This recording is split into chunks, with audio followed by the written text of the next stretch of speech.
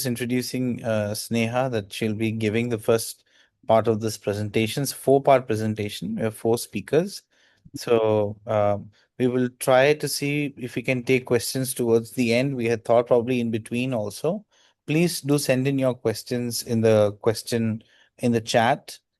We can take it from there, and we'll try our best to answer as many as possible today. Or we can see through email or something that the speakers can continue to engage with you even beyond this session. So over to you, Sneha. Thank you so much, sir. First of all, thank you so much for this wonderful opportunity. I would like to now share my screen without wasting any more time. Start off with the presentation. I hope all of you can see my presentation. So if we can start off. Thank you so much, ORDI, Dr. Anne, Dr. Vineet, for this opportunity. It's amazing to see the number of participants that have joined in today. My topic for today is functional outcome measures assessment in DMD. Let's start off with the why of it. So why do we require functional outcome measure assessment? First thing, it helps us depict the natural history of the condition.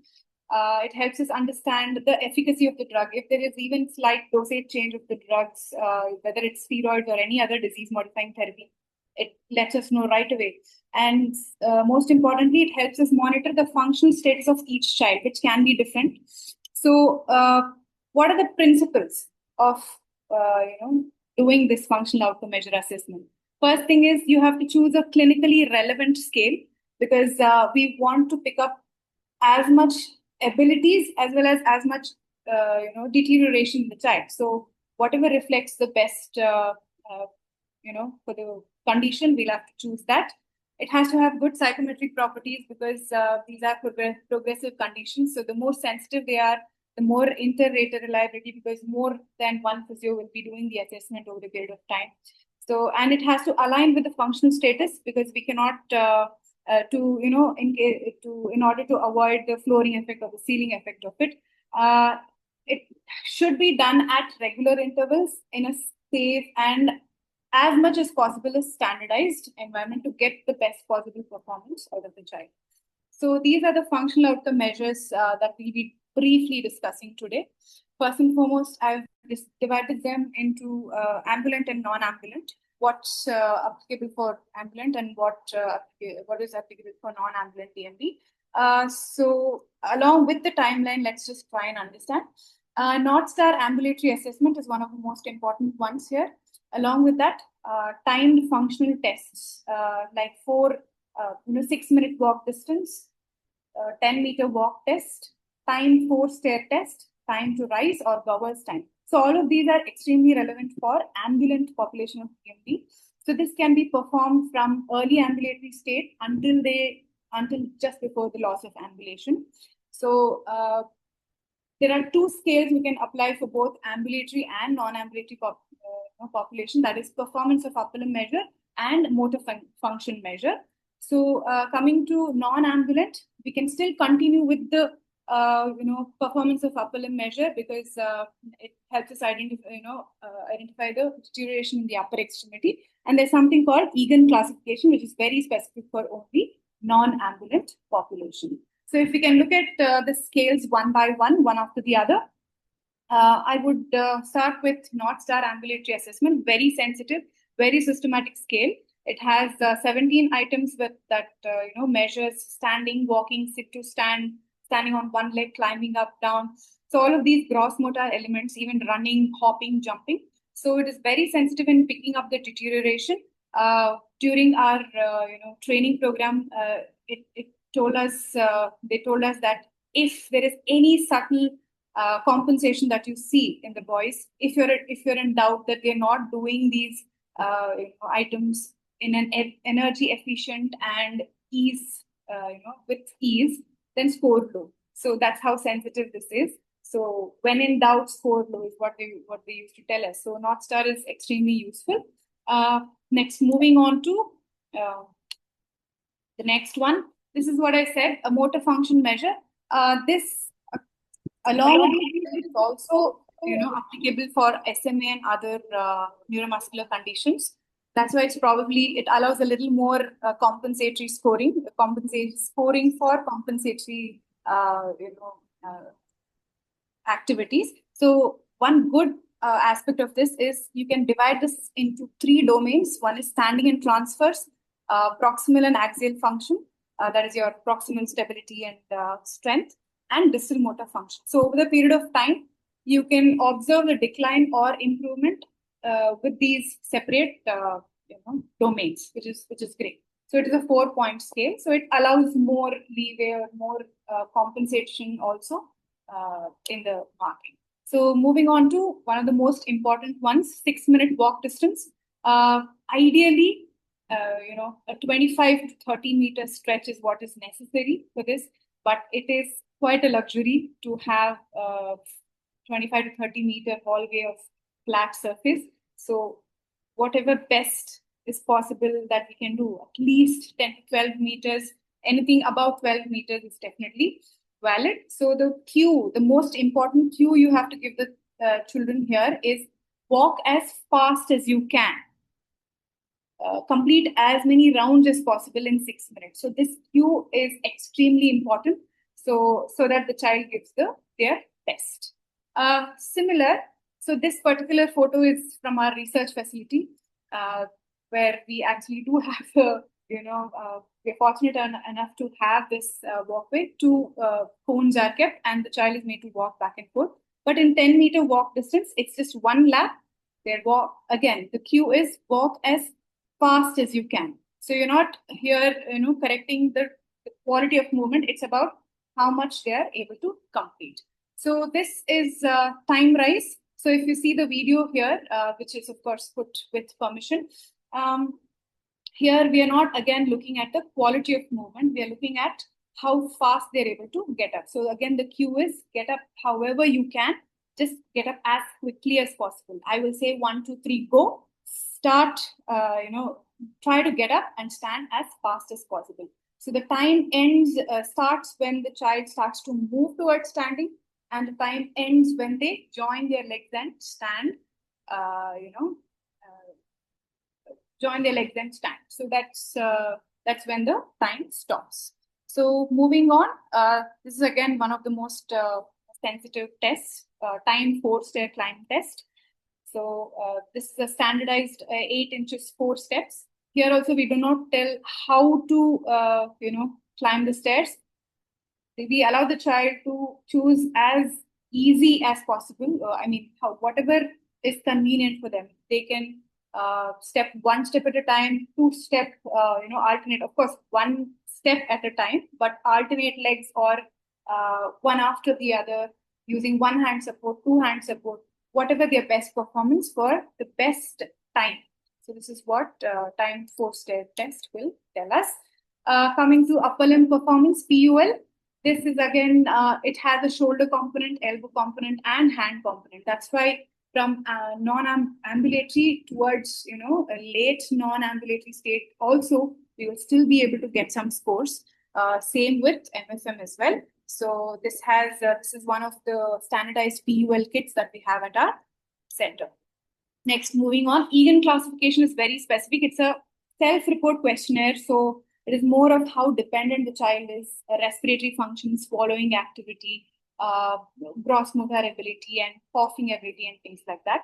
The more severe the score, the more severe the impairment. That's what it says. So coming to loss of ambulation predictors, so these are such sensitive and such very specific scales that these are some of the scores which can actually tell us that in the next 12 months, there is a very good possibility that the child will lose ambulatory abilities. So North Star, this is a high risk or critical cutoff phase, you can say. From 13 and below, the deterioration sort of increases more rapidly. 5 to 8 points, very good possibility that in the next 12 months there is loss of ambulation.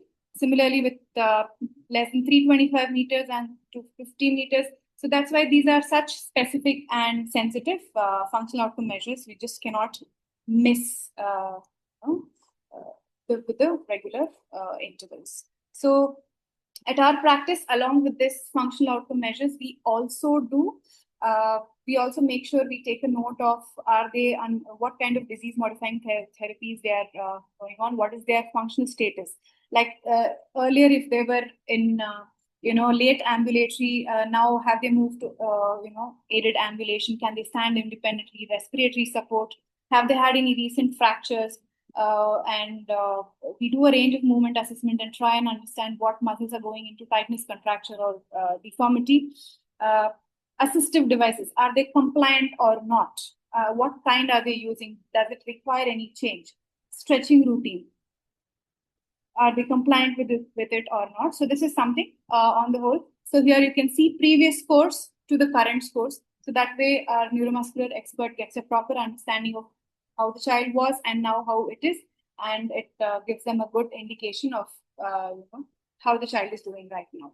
So just a few things to consider while we're doing all these assessments. Child factors. We know that brain in DMD, many children in DMD have ADHD features, behavioral problems, and autistic features. So in such children, we do have a lot of challenges completing the functional outcome assessments.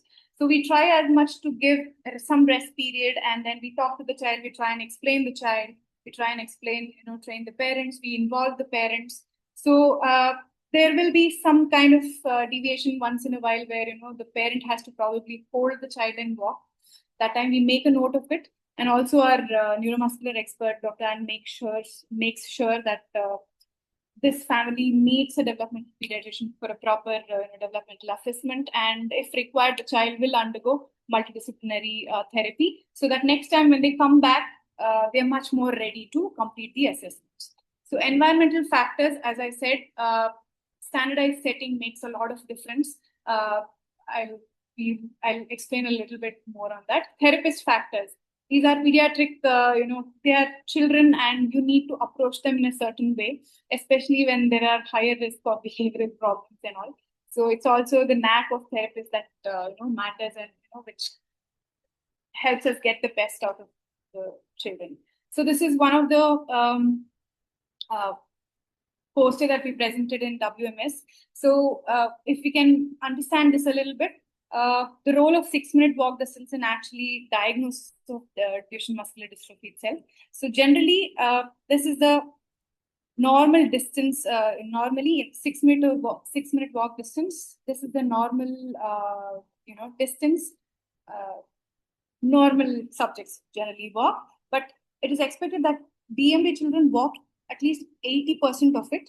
But we had a few genetically, proven DMD children walk severely, extremely well, like 100%, even 147% in all of this. This led the neuromuscular expert to think maybe this needs a little more deeper, deeper into diagnosis to try and understand what it is. So they all underwent muscle biopsy. Out of 7 children, here there are only 5.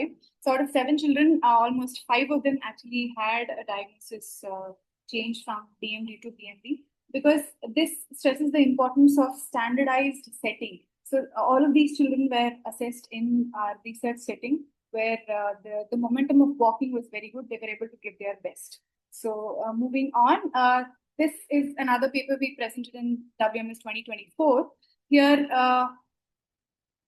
we just understood that timely, regular FOMs helped, the clinicians preserve the motor function with lowest possible corticosteroid dosage, because it gave the clinician good understanding of how the child is going, or what is the progression, is there any deterioration, and things like that.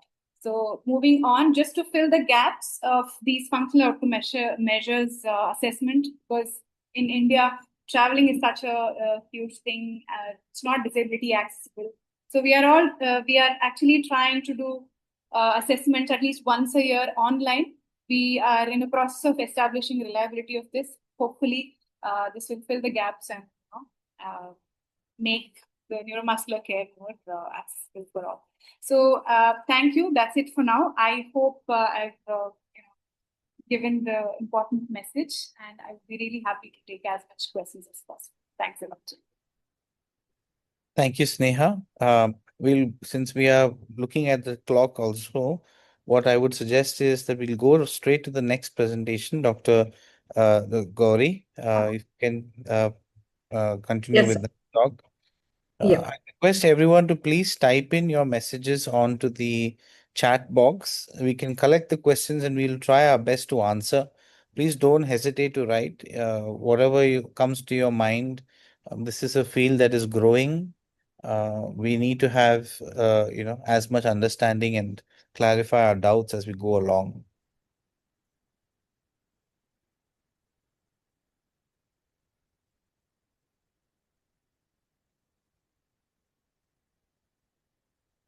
Yes, I hope this screen is visible. Yeah. Okay, Gauri ma'am, please take over. Thank you. Can you see my screen now? Oh, Can everyone Yes. see my screen? Okay. So I'm going to talk about management of DMD. Sorry, the screen has shifted. It was showing the PPT first, but now it's showing the folder. Is Uh, it? Okay. Gauri ma'am, can I share? I Uh, think I will be able to. okay.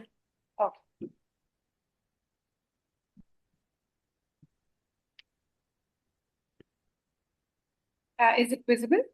yes. Okay. So I will be talking briefly about the management of DMD. Next slide, please. So the first thing we have to understand it how the management is different. So we know that the DMD is progressive in nature. So goals are changing as the disease progresses. We know that the child of the DMD child will have progression in their disability. So the goals will change as the disease progresses. So we have to keep that in mind and manage the treatment. So what is the priority? The priority is the previous slide, please. The priority is basically the function, and we are not going to strengthen any. The physiotherapy is only a small part of rehabilitation, and we are not going to aggressively treat the problems. We are just going to manage it at some level. So we will be seeing what we can do as a physiotherapist, what we can do, what is our job. So the principles of management are it has to be a goal based, it has to be the pain free, like whether it is stretching or you are giving any exercise, it has to be pain free. Then it is the principle is holistic approach because they are all kids, so we have to know we have to manage the child holistically. So as Neha said, if the child has some component of autism or ADHD, then we have to consider the other management, other therapies also. And then it has to be play based again, as we know that they are children, so just telling them to do like an adult, like do it 10 times, do it 15 times, really doesn't help. So if we just think about the play based games, then the compliance is much better. So here the intention is to educate parents because they have to know how is the disease going to progress and what are the things to be considered. Then here we are, as we mentioned, that we have to preserve the function as much as possible. And we are not aiming here to strengthen the muscle because the pathology is in the muscle. So we are not supposed to strengthen the muscles. So here the goals are avoiding muscle damage. So the activities like jumping on the trampoline or vigorous exercises that can give muscle damage. So we have to avoid as much as possible. Then the prevent unnecessary fatigue. Again, if the parent is not educated, the child will is on the go, and then the fatigue sets in, the damage of muscle happens. So we have to prevent unnecessary fatigue, then prevent the secondary complications, like for example, contractures. Then and provide early and continuous intervention. These are the basically goals of management. Then what are the guidelines? What are the 2080 SOC guidelines? They are talking about basically these are the management goals. The first thing is the stretching and the contracture prevention. We all know that the muscle in the Duchenne muscle is usually that it gets damaged and completely gets fibrosed after a while. So if we can do a regular stretching and we can prevent the contracture or we can postpone the contracture as much as possible, then the child's ambulation will be preserved. So we have to think all on all those lines. So we are giving this stretching and contracture prevention protocol for all the children whoever comes to us. Even if the child is 1.5 or 2 years or 3 years, the stretching becomes important. Then positioning, orthotic use, then the functional training. Functional training means again the child can function in the normal this thing, but the child should avoid a few things. We'll come to all the advices later on. Then respiratory care, because we know that DMD is affecting the respiratory muscles, it is affecting the cardiac muscles. So the respiratory care also becomes important. And then if the child loses his ambulation, then we have to consider about wheelchair and the seating. So now let's come to the ambulant DMD. As Neha explained that we are assessing the children into ambulant and non-ambulant. So here again the management also differs. The first thing is the physical activity. The physical activity means we are going to educate the parents what exercise. I mean normal aerobic exercise, normal play, the fine motor activities all are encouraged. Then exercise has to be at the sub-maximal level. We have to consider the ROM and balance and function. Then we have to prevent the contracture. As we said, the stretching becomes very important. Night splint usage is important. And with some kids, we go ahead with the serial casting also. That would be taken by Dr. Vinita in detail. Then adaptive equipments, AFO at night, gaiters. If the child has knee flexion contracture, then gaiters can be used. AFO at night, we are giving almost all the children because at night usually the forces are towards the gravity and the TA becomes tight. So we are encouraging the AFO at night. And standing frames can be given as adaptive equipment. Then fatigue prevention is work rest intervals and the day planning, like how we have to again educate the parents how to give the rest intervals.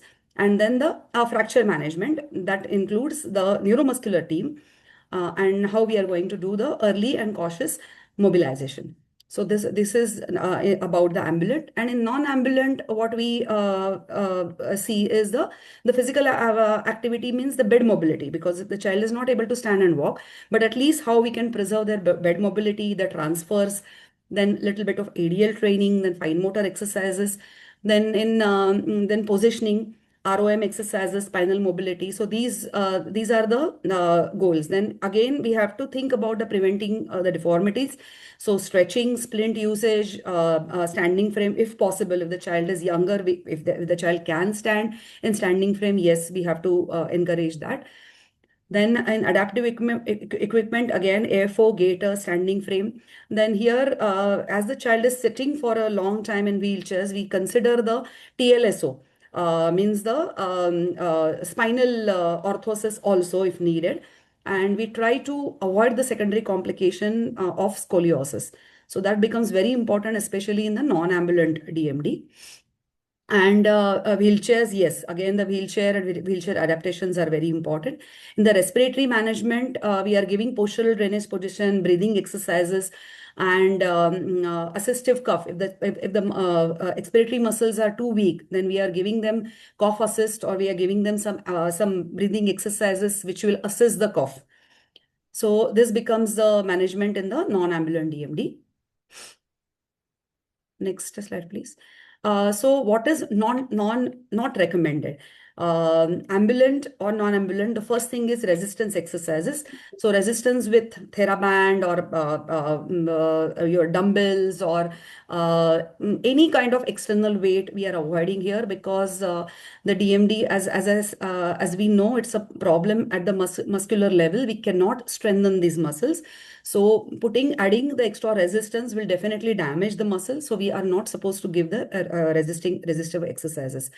Then in ambulant, repetitive functional activities like staircase climbing, because if the child is losing some skill, like for example, staircase climbing is becoming difficult. So most of the parents would tell the child to do it repeatedly, just thinking that, okay, it will get better. But we have to educate the parent that repetitive functional activities, especially the squatting and staircase climbing, is not going to strengthen the muscle. Incentive spirometry also, they are saying that it becomes a little bit of resistive exercises, so we are not recommending that. And high intensity exercises and eccentric exercises. In non-ambulant, again, is the same thing, and forcing them to walk. In non-ambulant, what happens is if they are just losing the ambulation, many of the parents, they will force them to walk, and it becomes very difficult for them because of the contraction and because of especially the weakness of quadriceps and gluteal muscles. Very, very difficult.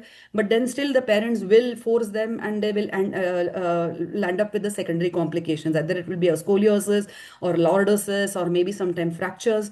So again, educating them in that case, the child is not going to walk now. So preparing them and giving them the wheelchair, that's a good management that time. Then again, exercise goals beyond their muscle power, because some parents are again very enthusiastic and very energetic about themselves, and they are expecting the child to do much more. But again, our job comes there to educate and empower them to understand the progression of the disease and what is the problem exactly at the muscle level, so that they should avoid the muscle damage and activity until fatigue. So this is into the non recommended management. I mean, the goals. We have to tell them at all the stages that this is not recommended, this should not be done.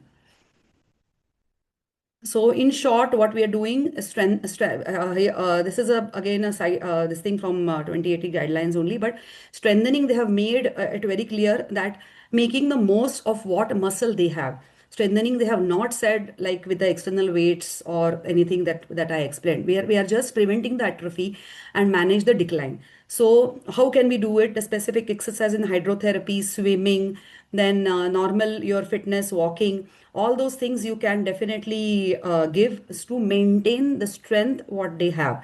And the second thing is managing the loss of range of motion. So as we know, again, if it is replaced by the fibrotic tissue, then the range will be gone. So in that the first stage will come as stretches. If it goes beyond that, then maybe serial casting or more orthotics or positioning, all those things are basically the thing what we have in our hand as a physio. And if absolutely not possible, then the child loses the ambulation, because then it becomes very difficult to walk with the contractures. Yeah, next slide. So stretching and contraction prevention, daily stretching routine, basically the ankle, knee, and the hip. The night splints, AFO are the must. Standing frame. And this is the stretching routine what we follow in our center. These are the handouts we have made. And we are educating the parents. We are teaching them how to hold, how to do it, how to stretch, then how to hold the position. So all this is the lower, on the left side you can see the lower limb stretches, on the right side you can see the upper limb stretches. So what is a work rest interval is you have to again explain the parents that depends on the child's ability, but we have to plan the day schedule, because usually what we see, even if they come for our assessment, they are gone 2-3 places and they have traveled and they go here there. So by the time they reach for the assessment also, they are like really tired. They cannot give the best. Usually in the evenings and all, they become very tired. So planning the day schedule and preventing the fatigue becomes very, very important. So giving frequent rests interval is absolutely essential. So we have to tell the parents stop before the quality declines. So physical activity in the aerobic training, we have to consider as a low and moderate intensity, 3 to 5 times per week, 15 to 30 minutes a session. Again, it all depends on the child's ability. Let me clear it. So it's not only the age but the child's ability, because how the child is managed, that we have to see medically, and then we see the assessment, we see the assessment scores, and then we recommend the physical activity. So activities like walking, cycling, swimming are allowed. So again, one more important thing in DMD is the fracture management. So this is the paper last year we presented in WMS. Basically, we know that DMD comes with poor bone health also, and fractures are very common in the long bone. So this was the child who who had a long bone fracture, as you can see, and he was 9 years old. And then the neuromuscular team, basically the neuromuscular team consultation is very important, because we should know the progression of the DMD and basic problems in DMD. So how we manage the fracture is, it is a little in a different way. So these are the principles. First thing is the lightweight cast we prefer over the conventional immobilization cast. Then early muscle activation, isometric and pain-free active ROM exercises are absolutely essential. Weight bearing, we start as soon as possible after the obviously with the orthopedic, discussing with the orthopedic surgeon. But the basic problem here in DMD is if you give a prolonged immobilizations, then the child may lose the ambulation. That is the main problem. So we have to manage it in this way. And then we can start with the partial weight bearing, then the training with walking aids, and slow transition from assisted to independent walking. So in the management or while giving the advices, then the parents, you often ask that, ma'am, how do we understand what when my child is like when to stop, basically. So how much is too much? The pain in the first thing is the pain in the joints after exercise. If you're just doing a lot of exercise, or you're giving vigorous stretchings, if there is a lot of pain around the joint, then that is definitely you're doing too much. Then it is hyperventilation after the exercise. If the child is really getting breathless, that means that we are overdoing it. Then prolonged soreness in the muscle. If the child is complaining of lot of not exactly pain but soreness in the muscle, then that means we have crossed our limit. Then taking longer time to recover from an exercise session. This again can become because of the soreness or because of too much of fatigue. Then falling increases. Sometimes the child will not say about soreness or pain, but the falls, you see the falls are increasing right after the exercise session. So that also means that we are overdoing it. And in extreme cases, because of the muscle damage, dark urine can come. So this is about my presentation. Thank you for giving me this opportunity. Thank you, RDI. Thank you, Dr. Ann. Thank you, Dr. Vineet. If there are any questions regarding the management, we can take at the end. Yeah, Thank I think we have blessed to have so many questions on the chat box. So I would Okay. request both Sneha and Gauri to go through the chat box. If Yes. possible, you could, start answering some of them on the chat box directly, but we Okay. will take them on the whole as much as possible. But because a lot of them we may be short of time. So if you can start answering also, please go ahead. If you feel Yes. well.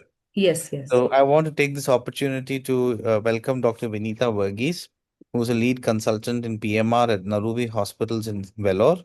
Welcome, Dr. Vinita. We'd love to hear your talk today. Thank you. Thank you, Dr. Vineet.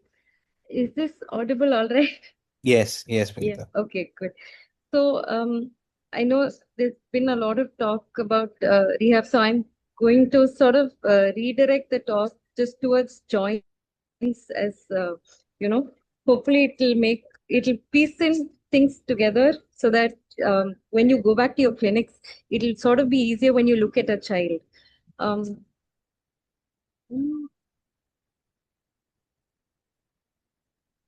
Yeah, so I'm only going to cover lower limb and all the way up to the pelvis and the spine just because of the lack of time. So I know Gauri ma'am's gone through the stretching routine, the orthosis. So I'm going to focus on serial casting because this is something that can be quite easily done in a lot of clinics, but not done, I think, a lot of people are hesitant. One is because of pain. There are people who come back and say it's too heavy, so the child doesn't like it. So hopefully this will clear those questions up for you. So our aim of serial casting is not often just to look at the joint and increase joint range. So when we get a child, we're looking at, is the child first ambulatory, non-ambulatory? And then when we do examine the child, what we're trying to differentiate at that point is, when you examine the ankle, is it a soft end feel, is it a firm end feel, or is it a hard end feel? So if you referred a child for casting, the hard end feel is a definite no. So your tip at that point, it's typically bone on bone, and the contracture is not going to get corrected with serial casting. The soft end feel is an ideal time to sort of cast the child, because you're going to get maximum sort of range or the maximum correction with serial casting at this point. So between the firm and feel, at the end of the day, I think with practice you will sort of take sort of a wise decision in your clinic. I think a combined decision rather, if you want to cast that child along with the parents, because this is a little trickier, because by the time a firm end feel comes in, likely there's a little more weakness than we're happy to cast. So what is an ideal, other than the end range, at what power do you cast the child? So most often we look for the hip and the knee extension. And if you have an anti-gravity sort of voluntary control, that's an ideal time to cast the child. So anything less than that, it makes it very difficult for the child to ambulate. And so at that point, we're actually doing more harm than good. So then we would actually defer casting at that point. So typically when we cast, we're looking at keeping the cast on for a maximum of 2 weeks. So which means within 2 weeks, we should have finished all the correction that we were aiming to get. And so sometimes I would cast the child maybe twice or thrice even. So it depends. As you get experience, you'll figure out if you can make that correction with say one cast or two casts. And sometimes that's all it takes to get like a better range. And this is a little more what we call symptomatic. So a lot of the parents come back and say pain is lesser that the child feels at night. So this is something that we've been doing in the clinic quite often.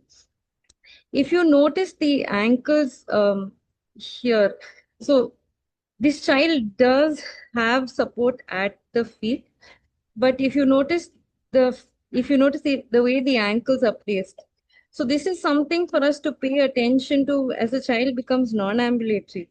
Simply because at this point, if we don't pay attention to this, our stability for the child is compromised, which means there's more pressure at the proximal joints, and hence that translates to the spine.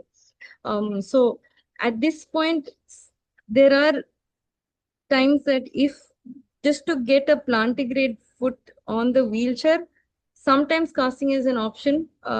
I'm not sure how many parents would be too happy with it, but this is still an option. So when we go a little more proximally to the, I'm doing the hip and the knee together simply because, there's a lot more that we try to do at the ankle, mostly to keep ambulation as long as possible. So the knee and the hip, mostly we're looking at the knee contracture and the hip contracture.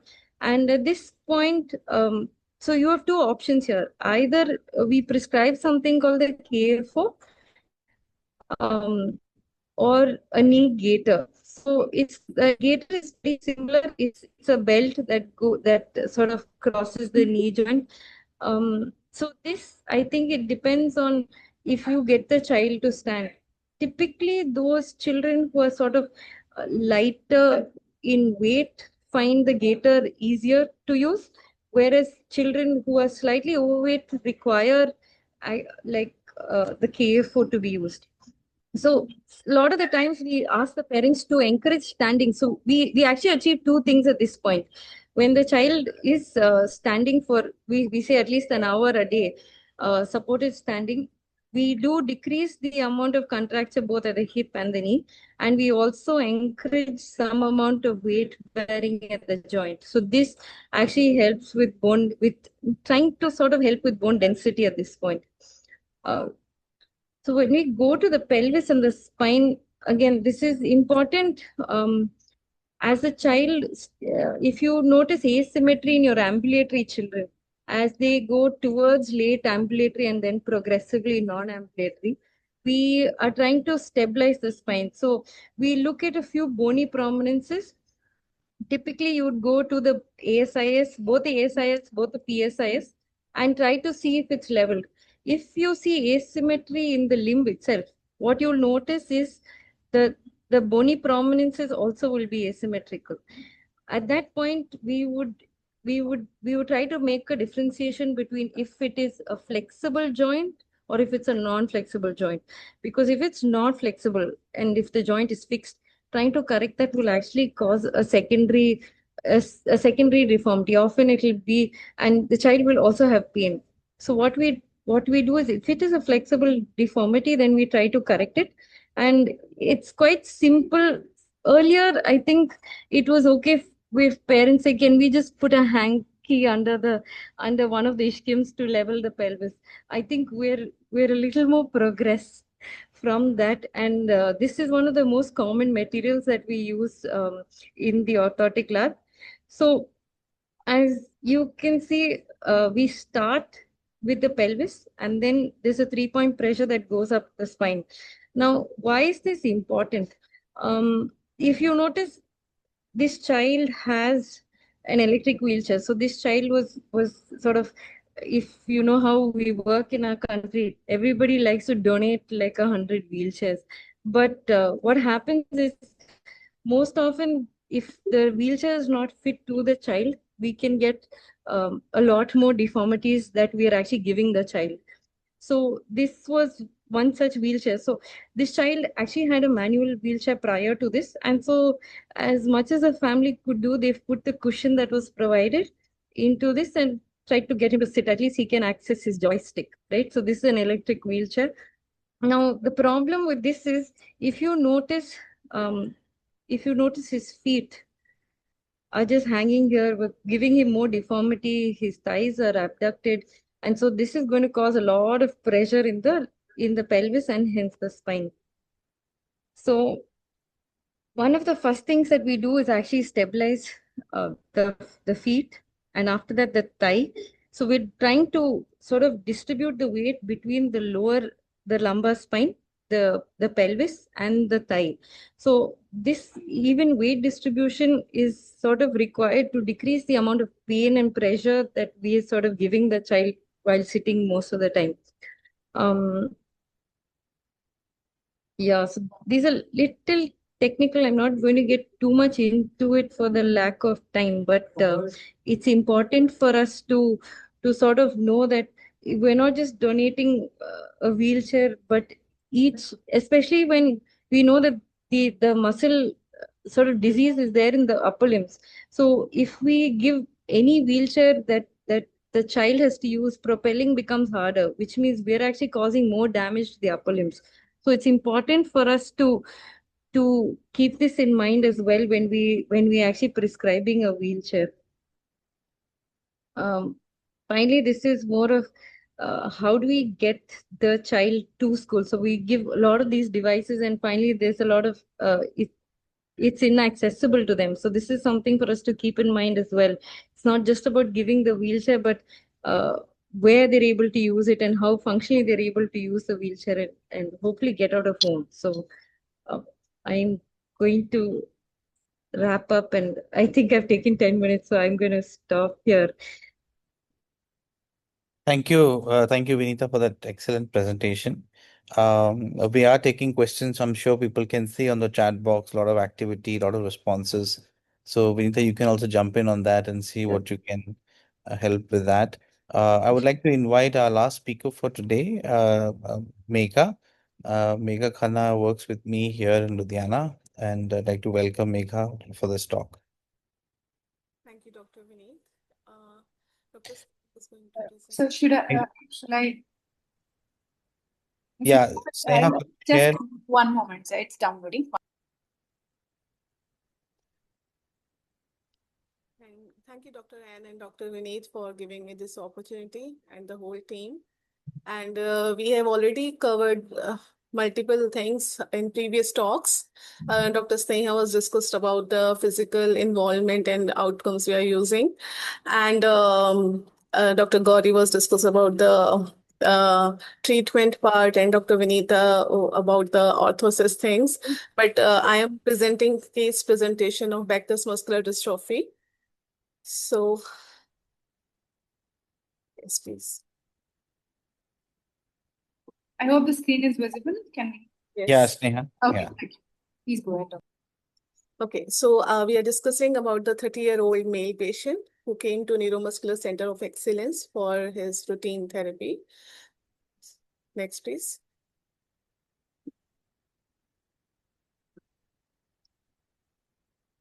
So first of all, what is the difference, major difference between Becker's and Duchenne's? Becker's has reduced dystrophin level, and Duchenne's has it's absent. So onset wise, if we see, Becker's have later onset, and Duchenne has early childhood onset. So if we talk about the progression, Becker's have slower progression, and Duchenne has rapid wheelchair use adolescence. So severity-wise, Becker's has milder overall, but Duchenne has more severe progression. So if we see about the primary muscles affected, so here the primary muscles are gluteus maximus, gluteus medius, iliopsoas were affected. And if we see about quadriceps and hamstrings, adductors, these are progressive vastings. So if leg and calf, gastrocnemius and soleus, toe walking common in these type of patients. And shoulder and arm, pectoralis major, latissimus dorsi, triceps brachii, biceps brachii, deltoids, spared longer. So upper extremity affects later. So neck flexors, respiratory muscles, and cardiac myocardium is the main heart involvement will be there. Next, please. So the 30-year-old male patient came to for the diagnosis in a different unit for in 12 years back, and was not diagnosed particularly for Becker's, but his reports were quite similar to the muscular dystrophy. So the chief complaints were progressive weakness of lower limb, difficulty in walking, difficulty in climbing stairs, difficulty rising from sitting, easy fatigability, and cannot lift heavy weights.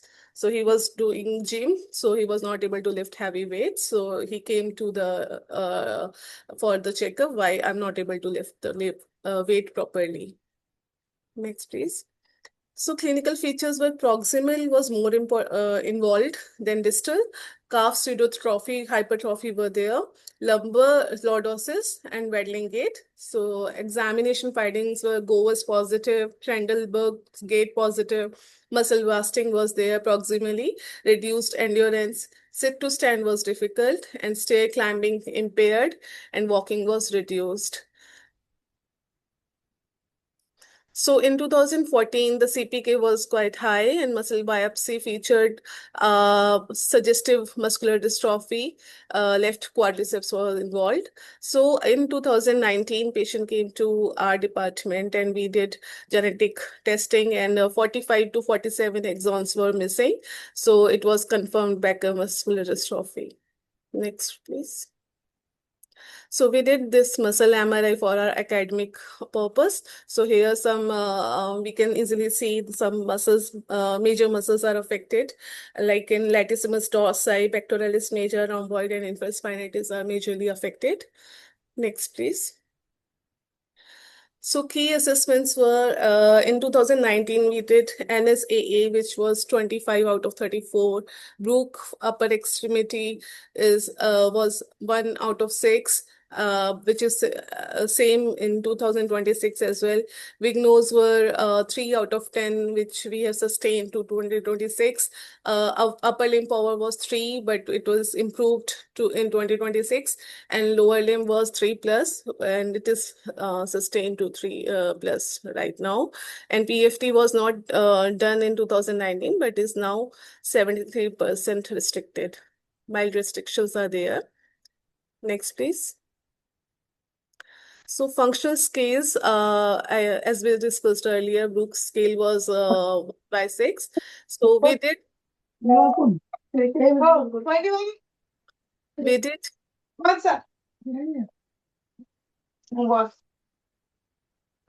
North Star assessment for limb-girdle type muscular dystrophy, which was background noise here. And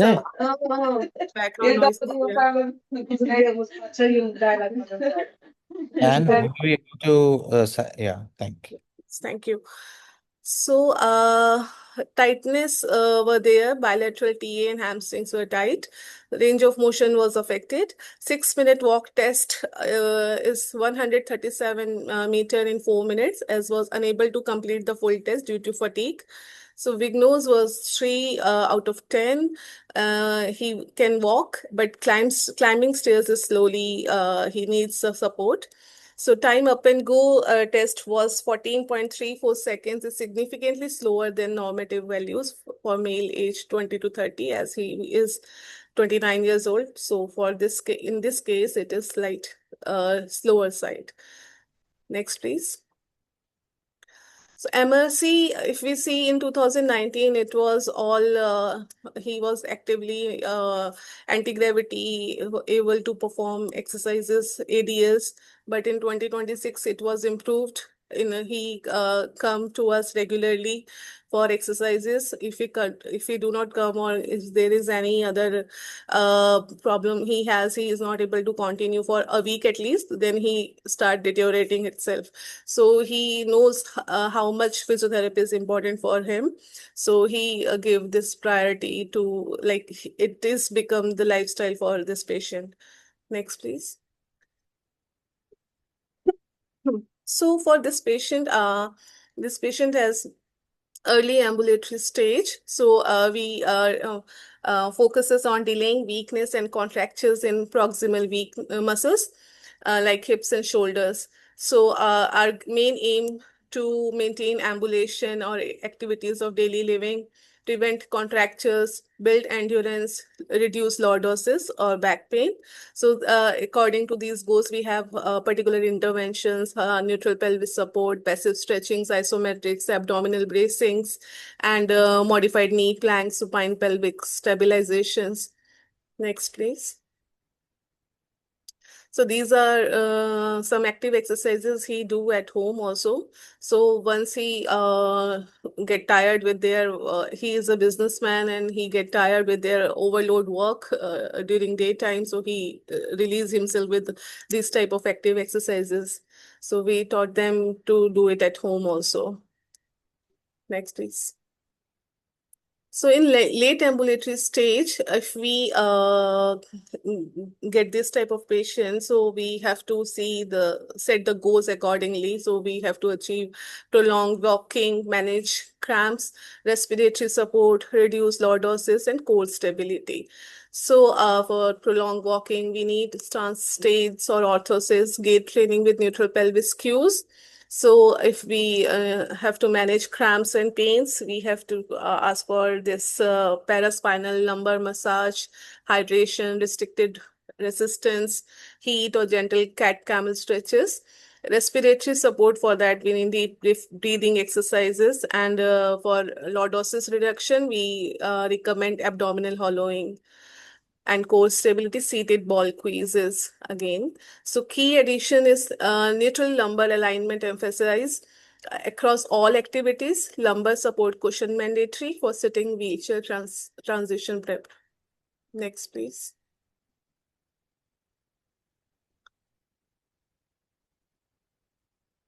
So in early non-ambulatory, so according to patient, we have to set the goal. So if the patient has early non-ambulatory stage, we have to set goal accordingly, optimize transfers, preserve upper limb function, lung capacity, lordosis management, and scoliosis prevention. So accordingly, we have to set our interventions also. Next, please. Because of lack of time, I'm just going through these slides. Next is adaptive equipment recommendations for non-ambulatory BMD. Non-ambulatory Becker's adaptive equipment focuses on safe mobility, transfers, and independence, prioritize customizable, lightweight options, matching slower progression. So the category wise, if we see mobility, we'll use power wheelchair, transfers, we'll use Hoyer lift, positioning adjustable beds, anti-scoliotic cushions, and wedge cushions at home. For bathroom, we ask the patient to raise toilet, grab bars, roll in shower bench, lever faucets. For ADLs, we ask the patient to do universal curves, button hooks, reaches, and wrist splints. For home, we recommend ramps, stair lifts, voice controls, and widened doorways for wheelchair accessibility. Next, please. These are the pictures of some adaptive equipments. So we can discuss it later if you have any doubts or any queries. So this patient diagnosed with BMD 10 years ago at CMC Ludhiana, transformed from severe depression and hopelessness, expecting no future, to a thriving businessman, husband, now married in 2023, and proud father of 2 young daughters. Through dedicated physiotherapy adherence and my MDT team support, he progressed from social withdrawal to complete ADL independence, so which we have maintained modified Barthel Index 100, skillfully drives a two-wheeler using abdominal braces for stability, and proactively adapted by relocating to ground floor, living per medical advice. Despite challenges like inability to drive non-automatic cars or climb stairs, his remarkable psychological resilience and functional optimization exemplify optimal long-term BMD management and inspirational patient empowerment. Thank you. So this is the patient we have, and he is a main inspiration for other patients as well. Thank you, everyone. Thank you so much. Thank you, Megha, for that lovely talk. So this is the time that we are going to take questions, and we have a lot of questions to cover. Some of them I think have been answered in the chat, but we will still try to cover it at this time. So and I will need your help also to address some of these questions. So Happy to help. beginning with the first question here, Neha Vyas has asked, from DMD to BMD change of diagnosis, is the mutation size or nature different? Why then the initial diagnosis for DMD? So, Anne, would you like to take that? So that's a very good question. So the diagnosis is not made on just genetics. Genetics gives us a model for saying predictively, is there zero dystrophin production or partial production? But this prediction is not foolproof. So, which is why we have the largest database in the world is called the LOVD, the Leiden Open Variant Database, which has got the DMD reading checker frame. But that places a caveat. Only deletions and duplications you can do it. But those in the promoter region, those that are point mutations, those that are splice site variants, they're sometimes tricky. Despite this, those that are clear-cut deletions that are out of frame, even there we get these variations. This is why research is a bit tricky in this. So we look at genetics, genotype. You look at phenotype, which is clinically what you are seeing. If you see some children who are much more stronger than you expect, then you start doubting, thinking that is what Ms. Neha and Ms. Gauri did. And then the third one is histiotype, which is what the muscle believes. So that's the proof of the pudding is in eating. So if you're looking at the muscle and the muscle actually has dystrophin, then they don't have it. So we're missing something. So there's a missing puzzle between genotype and the histiotype, what is there in the muscle. Thank you. And I hope that answers your question, Neha. If not, you can follow it up with another question down below. Jaripla Srinivas has asked, what are the other limitations which you come across apart from age are all the components in Indian context? So I think this was with Sneha's presentation. Yes, age is just to start with. I think the mind-related issues, Big Ten issues of cognitive involvement, behavioral problems, those are one area of issues that we face. Apart from that, they travel a lot and come to us. So we may always not get the best of effort when they come to us. So we make sure we give adequate rest just before starting the assessment. Since neuromuscular centers are not accessible to everyone, generally it involves a lot of travel, a lot of just before they meet doctor, and they go to different centers and complete different tests. So there is a stress factor that is there already before the assessment. So that is one of the challenges that we face regularly. And another one is, I think, parents of Indian children, they are very pushy. I think they they try to take over the driver's zone, and then they try to get the child to overdo. Either it's this extreme or the other extreme is okay, aram se chalo. So we say, please don't tell him how to walk or something. Just let them walk as much as possible. So Within 2 minutes, 2 traditions. Yeah. Yeah. So, And as Neha mentioned, the environmental factors are also very important here. Absolutely. She already discussed, because most of the time the standardized settings are not there. So if the child, we are conducting a test like 6-minute walk test, and there's a lot of people coming and going, and all those issues are there, then it becomes very difficult to take the correct reading. So those are the issues, because we are staying in India, and then everything, all the facilities are not there in all the setups. So we are having the problems in that also. Prateep Mandal, he has asked if symptomatic epilepsy is there, how should we continue with DMD? It's not really a rehab question, but Anne, would you like to take this? Sorry, would you mind repeating it once? If symptomatic epilepsy is there in the child with DMD, how should they continue with DMD care? Would be the same as you would do with any child with epilepsy. Yeah. So because DMD is not specifically associated with epilepsy, but we do know that it has got higher incidence than normal population. But then you would go by what is epilepsy is not a disease per se. It means there's cortical excitation. Then you go by what is causing it, and then deal with it. Yeah.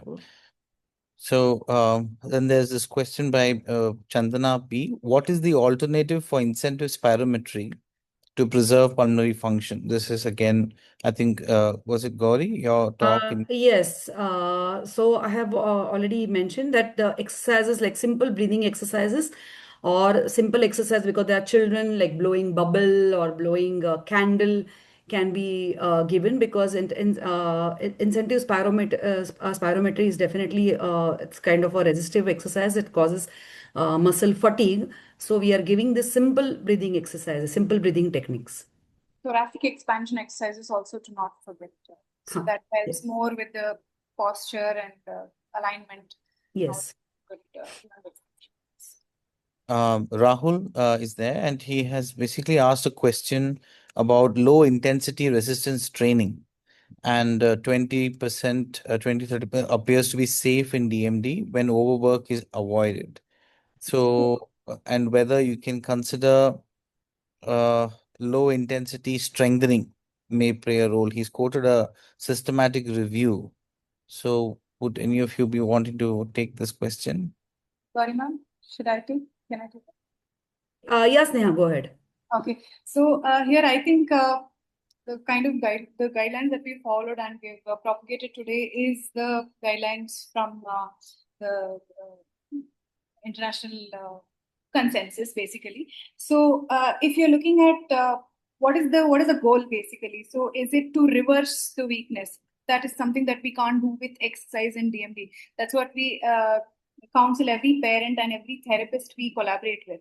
So we are not looking at reversing the weakness with exercise. We are only trying to maintain the muscle, muscle properties to the best of its with respect to the length of the muscle or just contractility, whatever is available. We want to keep it active. So the goal is dependent on what you want to do. We cannot reverse the weakness. So why not, instead of 1 RM repetition of some exercise, why not indulge the child in some functional activity that the child needs? So the energy is then directed towards doing the activity that the child likes rather than actually doing a 1 RM repetitive exercises. So that would be our, would you agree, Gauri ma'am, our approach?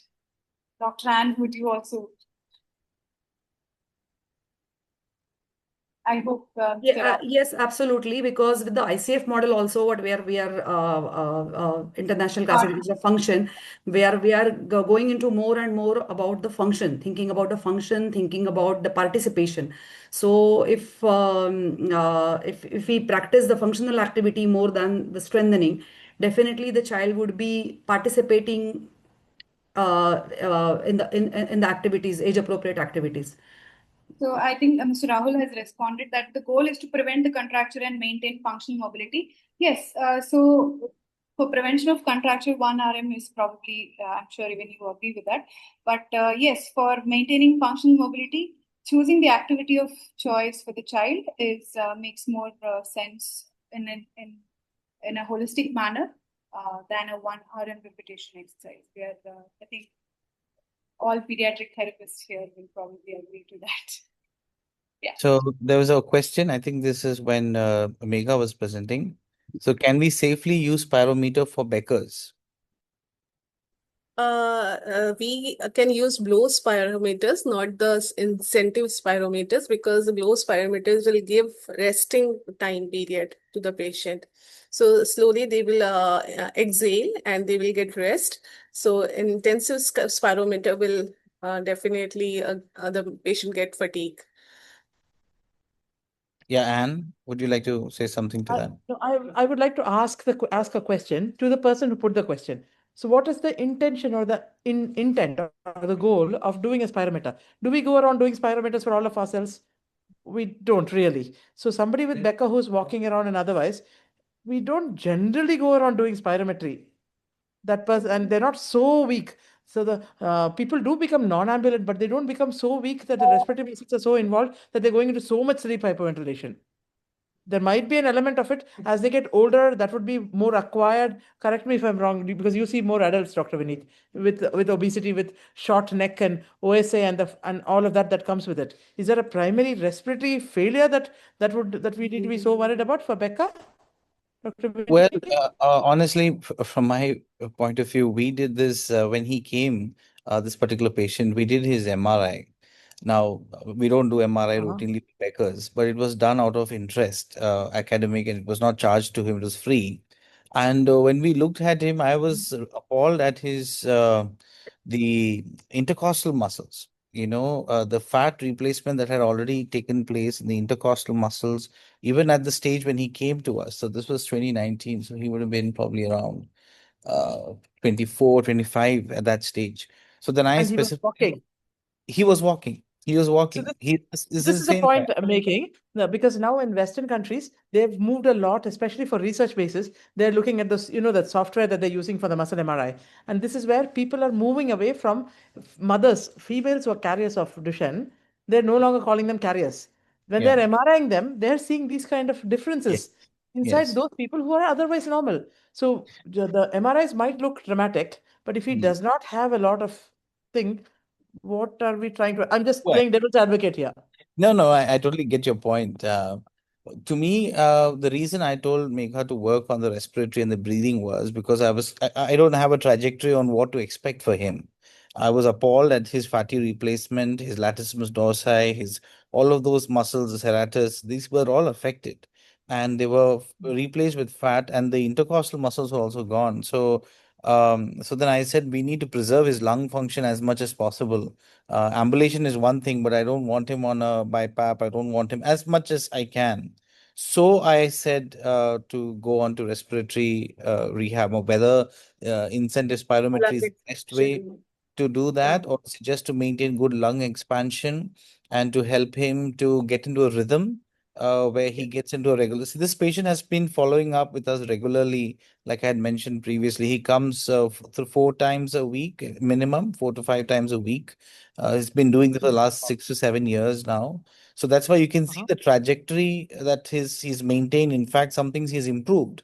And when he doesn't come for a couple of weeks, says a wedding or he has traveled or something, he knows he's deteriorated. So then he comes back saying, please, I need my rehab. So that has been game changer for me to think of what rehab stands to offer patients with muscular dystrophy. There is an But improvement, though we are yeah, not this saying is something. strength. Yeah. Yeah. So, but then there you might have a point there, because that's where some of the our basic thing that we are telling in India is that we're telling everybody don't overexert, because what everybody is doing too much. Whereas there is a number of therapists, there's a new vanguard who are doing a few submaximal. So maybe you've hit at that sweet spot, but that would be really at expert hands. Well, so generally speaking, we say no. But the other proof is if you had another MRI at the next timeline to say doing this, we know it doesn't, because you're not changing the disease per se. And Well, there might but then even you be need to that there probably is hope. control it. You need to control it to see whether those But who didn't get it versus those who got it, what's the difference? And just to maintain function probably for him. yeah. I And get whether your it's health and fatigue, well, this is, I think, all in evolution still, but it's great to think about it. But I do understand. I mean, these are great questions. I'm so happy we can go through this and discuss this. Can I just move to the next question? Yeah, there was something on compression stockings, if I'm not. Rahul had asked a question on that. Okay, there's a question on disuse, but anybody wants to take thing on disuse, but uh, how does disuse versus activity? I mean, we do know that disuse is not good. What you will not use, you will lose it. So you have to balance disuse from use. And then how do you choose target certain muscles more than other muscles so that they actually get the exercise? For younger children, as we know, it's very difficult to make them sit in a place because most of them also have ADHD also going along with it. So most of the parents tell us that they're just not sitting. So we ask them to choose activity that the child likes and make sure, in ambulant children, that is not a problem. When late ambulatory stages come, so we do recommend some amount of bed mobility exercise, some amount of transfer exercise, simple range of movement exercise, just to make sure the contractures don't set in. And similarly with non-ambulant, we go from passive to active assisted exercises. So it all goes back to the basics. So as in when the muscle power reduces, the approach sort of changes. It comes down to from active exercises to active assisted to passive movements. And of course, stretching remains common in all the stages. Yeah. So we've tried our best to cover most of the questions. There is a question here. Is BMD always progressive? Well, yes. As far as I'm aware of it, BMD is a progressive disease. Um, what we have tried to show here is with proper exercises, you would be able to maintain a certain degree of function over a time period. We don't know what's going to happen. I mean, he is concerned now that he feels that he's becoming weaker. But 2019, what he was, 2014 also, I had seen him once at that time. So compared to that, I think definitely if this was his trajectory, we managed to keep him here, which is what we can offer, to prolong his functional status. And he's now married. He's able to look after his family, provide for his family. How long will he be able to do? We don't know.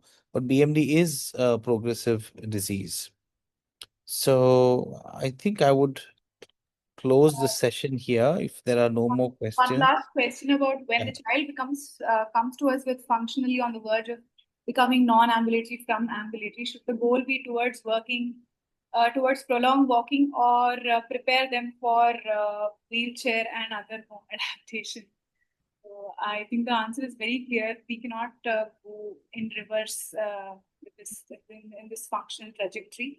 So the goal would be to prepare the parents, prepare the child for wheelchair transition, and as much as possible promote standing programs, supported walking programs.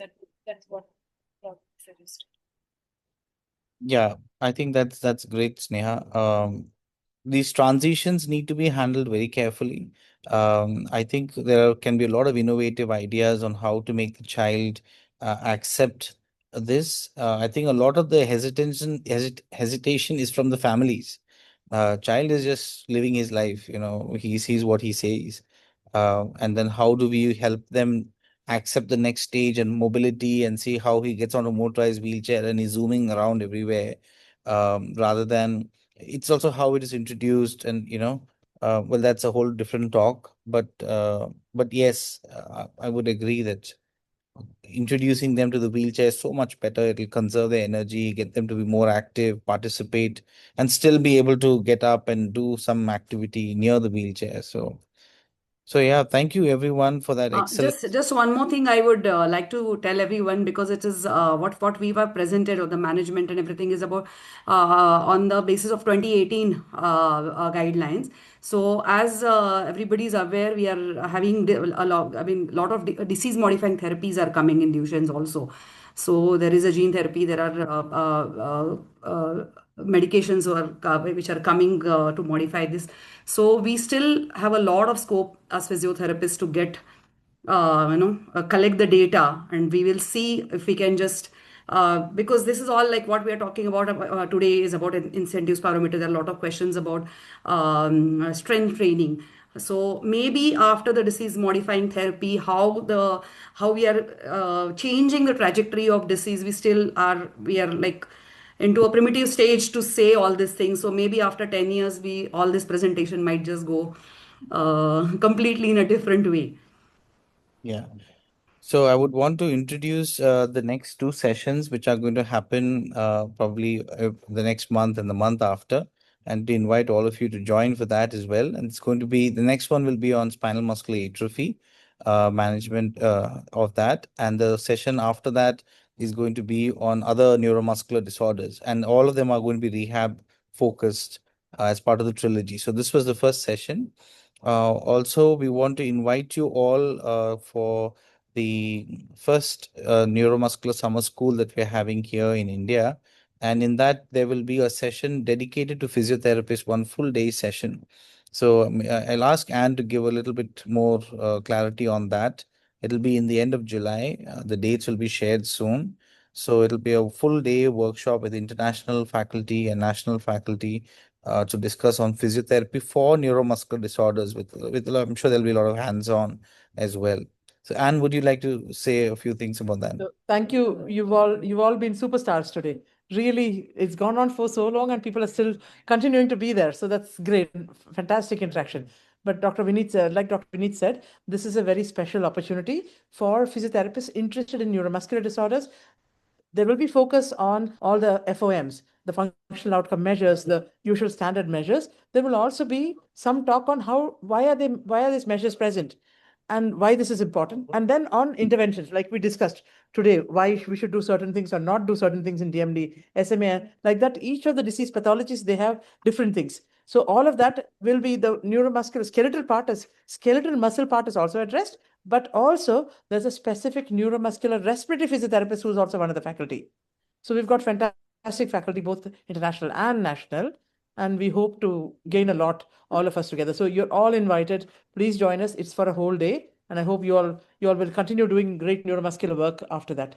So thank you, Dr. Vineet and everybody else. Thank you, Thank you. Sneha. Thank you. Thank you, Thank you, everybody. To all the Thank you, attendees. Megha. Thank you. Thank you, everyone. Thank you so much. Good night.